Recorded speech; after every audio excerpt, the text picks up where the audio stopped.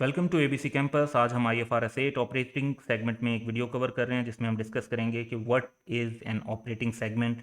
क्या एंटिटी का हर part operating segment होता है? Obviously not. तो फिर कौन से पार्ट्स को हमने ऑपरेटिंग सेगमेंट कंसीडर करना है और किसको नहीं करना? तो सबसे पहले हम डेफिनेशन देखेंगे ऑपरेटिंग सेगमेंट की। An operating segment is a component of an entity, यानी एंटिटी का एक पार्ट ही होता है, लेकिन वो तीन क्राइटेरिया मीट करता है। Number one, that engages in business activities from which it may earn revenues, यानी रेवेन्यू अर्न कर सकता हो, जरूरी नहीं है कि अभी अर्न कर रहा हो। And incur expenses including revenue and expenses relating to transaction with other components of the same entity. यानी अगर उसका जो रेवेन्यू है वो इस बेस पर है कि वो दूसरे सेगमेंट्स को अपनी प्रोडक्ट ट्रांसफर करता है और इंटरनल एक रेवेन्यू जनरेट करता है, तब भी उसको हम कंसीडर करेंगे।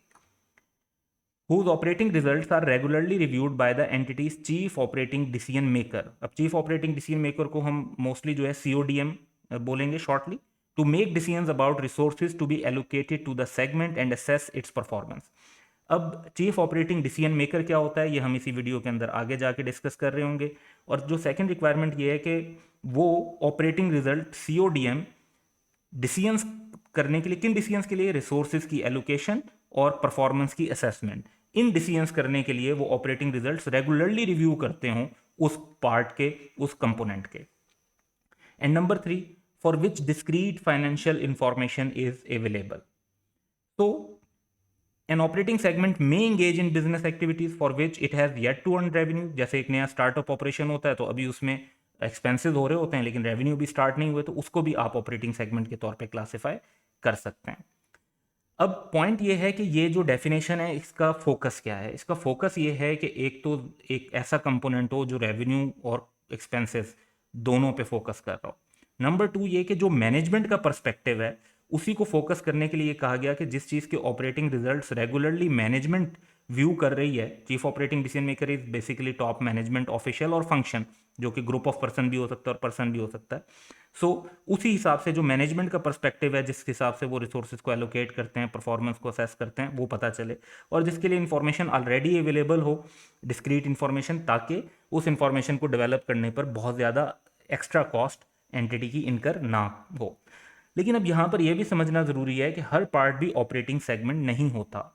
So not every part of an entity is necessarily an operating segment or part of an operating segment। For example, जो corporate headquarters हैं या कुछ functional departments हैं वो revenue earn करते ही नहीं। एक entity का accounts department है, एक entity का let's say कि हम कहते हैं कि IT department है जो कि सिर्फ support provide कर रहा है। So they may not earn revenues or may earn revenues that are only incidental to the activities of entity। यानी कि entity अगर काम कर रही होती है तो कभी कभार उनका भी कोई revenue generate हो जाता है, अदरवाइज उनका operating segment वो नहीं बनते।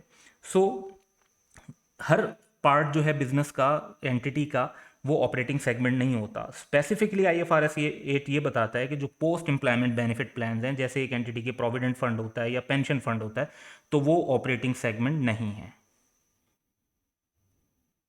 अब chief operating decision maker CODM की टर्म जो है इसमें क्या हम मतलब लेंगे?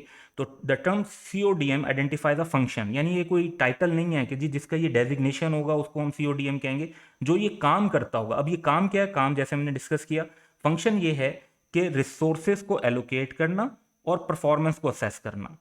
जो पर्सन ये काम कर रहा है वो CODM है।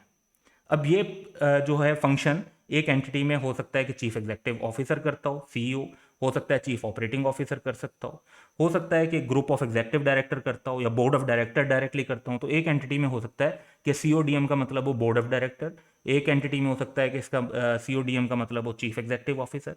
तो ये CODM की जो टर्म है ये फंक्शन बेस्ड है, ये टाइटल बेस्ड नहीं है। अब अगर हम ऑपरेटिंग सेगमेंट्स को आइडेंटिफाई करना चाहते हैं तो उसमें हमें मेन फैक्टर्स क्या कंसीडर करने हैं? सो मेन फैक्टर्स कंसीडर करने के लिए, for many entities the three characteristics of operating segment clearly identify it's operating segment. वो तीन जो पॉइंट्स हैं वो क्या है कि रेवेन्यू और एक्सपेंसेस अर्न करते हो, और रेगुलरली रिव्यूड बाय CODM हो, और डिस्क्रीट फाइनेंशियल इंफॉर्मेशन अवेलेबल हो। लेकिन बाद एंटिटीज़ में जो रिपोर्ट्स बनती हैं वो वैरायटी ऑफ वेज में बनती हैं, और if CODM uses more than one set of segment information, for example एक बहुत बड़ी कंपनी में, मल्टीनेशनल में, हो सकता है कि वो प्रोडक्ट बेसिस पर भी रिपोर्ट्स को देखते हो और जोग्राफिकल बेसिस पर भी रिपोर्ट को देखते हो।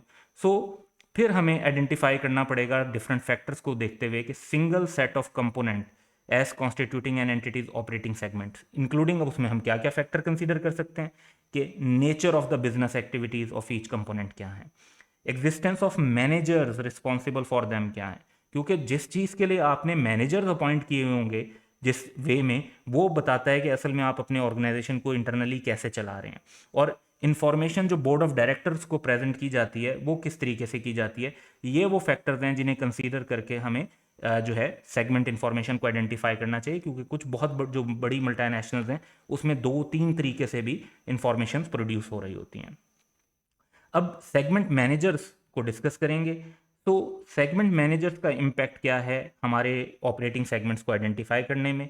तो generally an operating segment has a segment manager who is directly accountable to and maintains regular contact with the CODM to discuss operating activities, financial result, forecast, projections, plans for the segment। तो एक segment manager typically होता है। अब उसका भी once again ये भी जो है ना फंक्शन है, ये टाइटल नहीं है। अब सेगमेंट मैनेजर का हो सकता है नाम जो है ना GM ऑपरेशंस हो, मे बी उसका जो है हो हेड ऑफ सेगमेंट ए नाम हो, तो टाइटल कुछ भी हो सकता है। फंक्शन उसका ये होगा कि वो सेगमेंट के लिए रिस्पॉन्सिबल है ultimately. So basically segment managers जो हैं वो CODM के साथ रूटीन कांटेक्ट में होते हैं और उनके साथ जो परफॉर्मेंस से रिलेटेड मैयर्स होते हैं उनको शेयर कर रहे होते हैं। CODM भी हो सकता है कि किसी एक सेगमेंट का मैनेजर भी हो। The CODM also may be the segment manager for some operating segment. Single manager जो है वो segment manager for more than one operating segment भी हो सकता है। So if the characteristics of definition of operating segment जो कि है कि जी रेवेन्यू और एक्सपेंस अर्न करता हो, रेवेन्यू अर्न करता हो और एक्सपेंस इनकर करता हो, और उसके जो रिजल्ट हैं वो रेगुलरली रिव्यूड बाय CODM है, और तीसरे नंबर पे डिस्क्रीट फाइनेंशियल इंफॉर्मेशन अवेलेबल है। तो अगर ये characteristics more than one set of component पर अप्लाई हो रही हैं, लेकिन there is only one set for which segment managers are held responsible, that set of component constitute the operating segment. अब इसकी एक मिसाल ये लेते हैं कि CODM जो है उनको प्रोडक्ट वाइज भी रिपोर्ट सबमिट की जाती हैं और उनको जोग्राफिकल बेसिस पर भी रिपोर्ट सबमिट की जाती हैं, लेकिन जो सेगमेंट मैनेजर्स हैं वो सिर्फ अपने अपने जोग्राफिकल रीजन के लिए रिस्पॉन्सिबल होते हैं। वो प्रोडक्ट वाइज ओवरऑल रिस्पॉन्सिबिलिटी उनकी नहीं देखी जाती, उनकी रिस्पॉन्सिबिलिटी पूरे जोग्राफिकल रीजन के हिसाब से देखी जाती है जिसको वो मैनेज कर रहे होते हैं। तो फिर हम जोग्राफिकल रीजन्स की बेस पर सेगमेंट्स को आइडेंटिफाई करेंगे। Identifying operating segment in matrix structures. Matrix structure ये होता है जो एक ऑर्गेनाइजेशन एक मिक्स स्ट्रक्चर पे चल रही होती है जिसके अंदर फंक्शनल डिपार्टमेंट्स भी काम कर रहे होते हैं और उसके अलावा जो डिसेंट्रलाइज्ड जो डिपार्टमेंट्स हैं रीजनल बेसिस पे या कुछ और बेसिस पर वो भी वर्क कर रहे होते हैं। So the characteristics of definition of operating segment may apply to two or more overlapping set of component for which managers are held responsible। ये स्ट्रक्चर अक्सर मैट्रिक्स फॉर्म ऑफ ऑर्गेनाइजेशन या मैट्रिक्स स्ट्रक्चर कहलाता है। For example कुछ entities में कुछ manager जो हैं वो कुछ प्रोडक्ट और सर्विस के लिए रिस्पॉन्सिबल हैं वर्ल्ड वाइड, जहाँ पे दूसरे जो मैनेजर हैं वो अपने स्पेसिफिक जोग्राफिकल एरिया के लिए रिस्पॉन्सिबल हैं। और CODM जो है वो दोनों सेट्स को रेगुलरली रिव्यू करता है और इन्फॉर्मेशन भी दोनों के लिए अवेलेबल है। तो ऐसी सिचुएशन में एंटिटी डिटरमिन करेगी कि कौन से सेट ऑफ कंपोनेंट को यूज करना चाहिए, क्या ज्योग्राफिकल एरियाज को करना चाहिए या प्रोडक्ट और सर्विस को करना चाहिए। तो इसका फैसला होगा on the basis of core principle. Core principle ये था कि यूजर्स ऑफ फाइनेंशियल स्टेटमेंट्स को इनेबल किया जाए कि वो एक एंटिटी की इकोनॉमिक इन्वायरमेंट को और जिस तरह जो रेंज ऑफ ऑपरेशंस और एक्टिविटीज़ में वो इन्वॉल्व हैं उनको अंडरस्टैंड कर सकें। तो जो चीज़ भी उनको इसके लिए इनेबल करेगी उसको आप जो है अपना सेट ऑफ कंपोनेंट बनाएंगे, उस बेसिस पर अपने सेगमेंट्स को आइडेंटिफाई करके जो है डिस्क्लोजर दिए जाएंगे। तो अगर एक एंटिटी समझती है कि प्रोडक्ट और सर्विस की इंफॉर्मेशन यूजर्स को ज़्यादा बेहतर इंफॉर्मेशन प्रोवाइड करेगी तो उसको फोकस करें, और अगर आप समझते हैं कि जोग्राफिकल एरिया की इंफॉर्मेशन ज़्यादा बेटर रहेगी फॉर देम तो फिर उसको फॉलो करेंगे। So that's all for today. Have a good day.